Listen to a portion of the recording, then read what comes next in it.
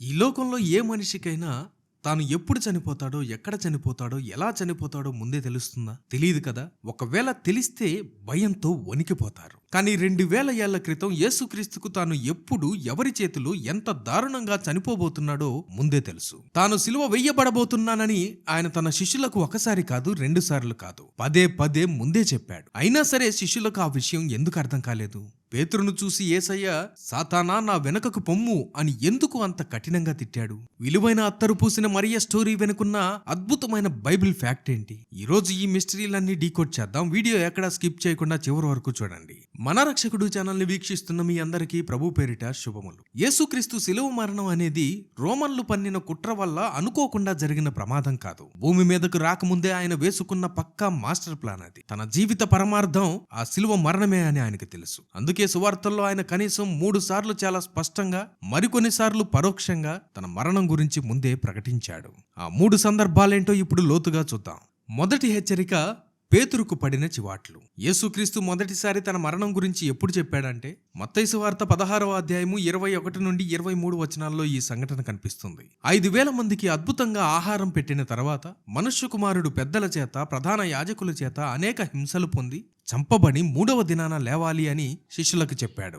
ఇది వినగానే పేతురుకు కోపం వచ్చేసి క్రీస్తును పక్కకు తీసుకెళ్లి, ప్రభువా, దేవుడు నిన్ను కరుణించునుగాక, ఈ శిక్ష నీకు ఎన్నటికీ రాదు అని గద్దించడం మొదలుపెట్టాడు. అప్పుడు యేసుక్రీస్తు పేతురు వైపు తిరిగి, సాతానా, నా వెనుకకు పొమ్ము, నీవు నాకు ఆటంకముగా ఉన్నావు. నీవు మనుషుల సంగతులనే ఆలోచిస్తున్నావు గాని దేవుని సంగతులను కాదు అని తల తిరిగిపోయే ఆన్సర్ ఇచ్చాడు. యేసుక్రీస్తు ప్రభుల వారు ఇక్కడ పేతురును సాతానా అని ఎందుకన్నారు? ఎందుకంటే ఆనాటి యూదుల నమ్మకం ప్రకారం మెస్సయ్య, రక్షకుడు అంటే చేతిలో కత్తి పట్టుకుని వచ్చి రోమన్ సామ్రాజ్యాన్ని కూల్చేసి సింహాసనం మీద కూర్చునే ఒక రాజు. అలాంటి రాజు వెళ్లి శిలువ మీద అవమానకరంగా చనిపోవడం ఏంటి అని పేతురు జీర్ణించుకోలేకపోయాడు. దేవుడు శిలువ మీదకు వెళ్లకుండా ఆపటమే సాతాను అసలు టార్గెట్. ఆ క్షణంలో పేతురు సాతానుకు ఒక ఆయుధంలా మారిపోయి దేవుని రక్షణ ప్రణాళికకే అడ్డుపడుతున్నాడు. కాబట్టే ఆయన అంత కఠినంగా గద్దించాడు. రెండవ హెచ్చరిక, మహిమను చూశాక మరణ వార్త.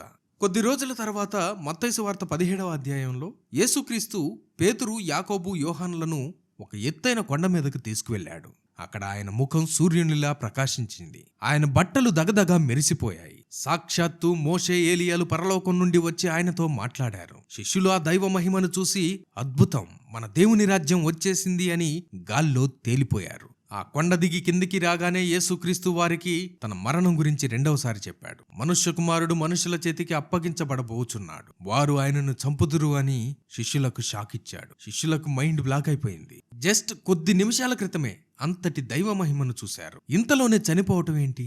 అసలు ఆయన దేవుడా, మనిషా అని వాళ్ళ బుర్రలకి ఏమీ అర్థం కాలేదు. కానీ ఆ మరణం వెనుకున్న అసలు కారణం అడగడానికి కూడా వాళ్ళు చాలా బాధపడ్డారు. మూడవ హెచ్చరిక పక్కా డీటెయిల్స్తో. ఇది అత్యంత కీలకమైన హెచ్చరిక. మత్తయి సువార్త 20వ అధ్యాయము 17 నుండి 19 వచనాల్లో చూస్తాం.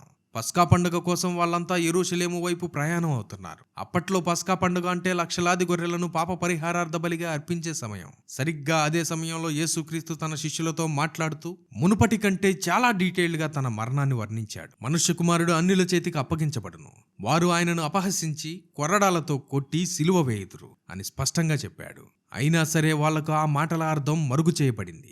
ఆయన మరణించి తిరిగి లేచిన తర్వాత కానీ ఆయన చెప్పిన మాటల్లోని అర్థం వాళ్ళకి బోధపడలేదు. యోహాను సువార్తలో దేవుడు తన మరణం గురించి చాలా పరోక్షంగా అద్భుతమైన హింట్స్ ఇచ్చాడు. ఉదాహరణకు, బేతేనీయలో ఉన్న మరియా ఒక విలువైన అత్తరు బుడ్డిని పగలగొట్టి దేవుని పాదాలకు పూసింది. ఆ అత్తరు ఖరీదు దాదాపు 300 దేనారములు, అంటే అప్పట్లో ఒక సామాన్య కూలికి 1 సంవత్సర కాలపు జీతం. దాన్ని చూసి యూదా ఇస్కరియోతు, ఇంత డబ్బు వేస్ట్ చేసావేంటి అని కోప్పడినప్పుడు యేసుక్రీస్తు ఆమెను ఏమీ అనొద్దు, నా భూస్థాపన దినము కోసమే ఆమె దీనిని ఉంచింది అని అన్నాడు. అప్పటి కల్చర్లో అంత ఖరీదైన అత్తరును కేవలం రాజులు చనిపోయినప్పుడు శవానికి పూయడానికి మాత్రమే వాడేవారు. తాను చనిపోబోతున్నానని, ఆ సమాధి కోసమే ఈ అత్తరు పూయబడుతోందని ఆయన ముందే కన్ఫర్మ్ చేశాడు, హింట్స్ ఇచ్చాడు. అంతేకాదు, యోహాను సువార్త 13వ అధ్యాయము 33వ వచనంలో నేను వెళ్ళు చోటుకు మీరు రాలేరు అని, అలాగే నా పేరున పరిశుద్ధాత్మను పంపిస్తాను అని, తాను సిలువ వేయబడబోతున్నాడని నిజాన్ని పదే పదే గుర్తు చేశాడు. సిలువ మీద పడే ప్రతి కొరడా దెబ్బ ఎంత నరకాన్ని ఇస్తుందో ఆయనకు ముందే తెలుసు. తన చేతుల్లో మేకులు కొడుతుంటే ఆ పెయిన్ ఎలా ఉంటుందో ఆయనకు పక్కాగా తెలుసు. అయినా సరే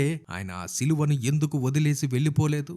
యోహాను సువార్త 14వ అధ్యాయము 29వ వచనం, ఇది జరిగినప్పుడు మీరు నమ్మునట్లు, జరగక ముందే మీతో చెప్పుచున్నాను, ఆయన శిలువ మీద ఒక బాధితుడిగా చనిపోలేదు, ఒక విజేతగా ప్రాణం పెట్టాడు. నా ప్రాణమును పెట్టుటకు నాకు అధికారము కలదు, దాన్ని తిరిగి తీసుకొనుటకు కూడా నాకు అధికారము కలదు అని ఆయన ధైర్యంగా ప్రకటించాడు.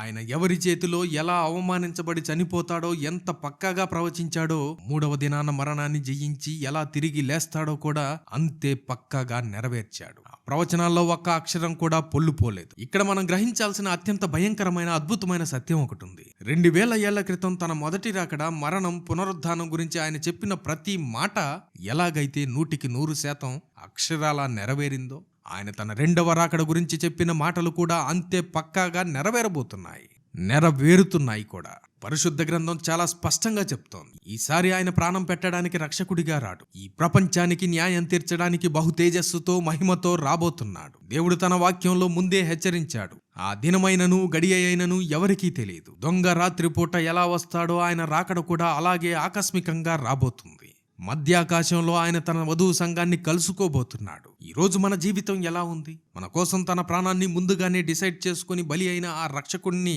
మనం మనసారా అంగీకరిస్తున్నామా, లేక ఆయన శిలువ త్యాగాన్ని మర్చిపోయి లోకాశల్లో పాపంలో బ్రతుకుతున్నామా? ఆనాడు ఆయన మాటలు అర్థం చేసుకునే శిష్యుల్లాగే మనం కూడా ఉన్నామా? చర్చికి వెళ్తున్నాం, ప్రార్థనలు చేస్తున్నాం, కానీ మన ఆత్మీయ నేత్రాలు మాత్రం ఈ లోక సంబంధమైన డబ్బు, పరపతి, స్వార్థం మీదే గురిపెట్టున్నాయా? సమయం మించిపోక ముందే ఆ దేవుని వాక్యం వైపు తిరుగుదాం. ఆయన రాకడ గురించి బైబిల్ ఇచ్చిన హెచ్చరికలు కళ్ళ ముందే నెరవేరుతున్నాయి. ప్రభువా, నా పాపాలను క్షమించు, నీవు మధ్యాకాశంలో వచ్చినప్పుడు నన్ను ఎత్తుకో, నన్ను హత్తుకో అని ఆత్మీయంగా మనం సిద్ధపడగలుగుతున్నామా?